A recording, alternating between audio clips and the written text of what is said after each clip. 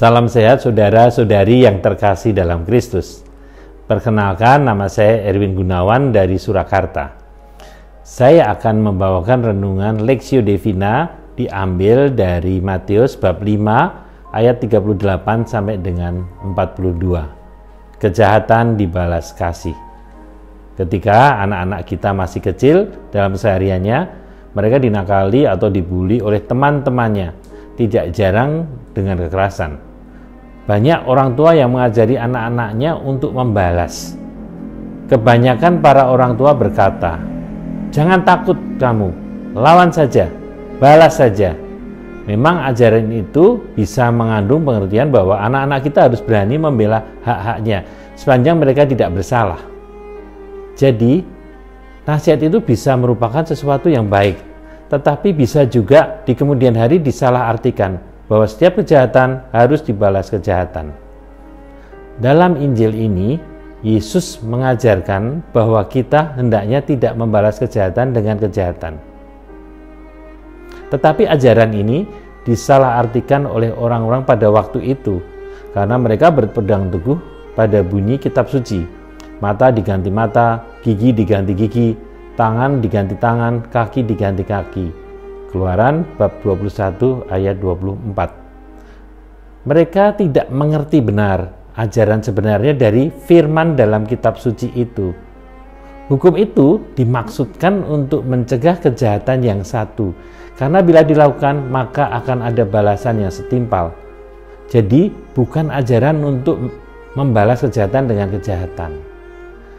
Pada waktu itu, seseorang yang menampar pipi kanan orang lain pasti menggunakan sebelah luar tangan kanan.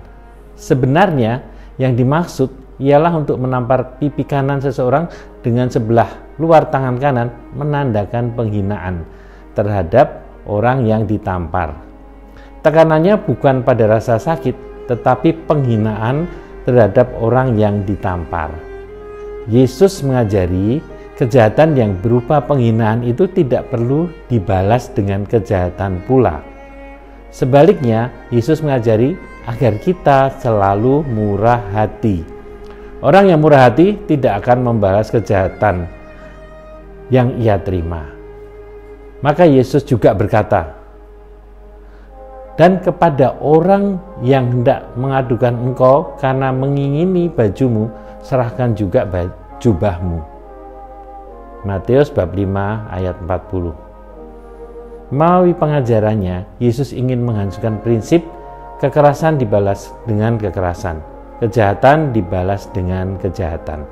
Prinsip itu perlu dihancurkan karena memutarbalikkan dan merusak hubungan antara manusia dengan Allah dan hubungan manusia dengan sesamanya. Ia menginginkan para pengikutnya untuk tidak membiarkan diri dipimpin kekerasan dan kejahatan, agar kemungkinan pemulihan hubungan satu dengan lain dapat terwujud. Quote Santo Agustinus, "Cintailah semua orang, bahkan musuhmu. Cintailah mereka, bukan karena mereka adalah saudaramu, tetapi agar mereka dapat menjadi saudaramu. Dengan demikian, Anda akan dibakar dengan cinta persaudaraan, baik bagi dia yang sudah menjadi saudara Anda dan musuh Anda, sehingga ia dapat dengan penuh kasih menjadi saudara Anda.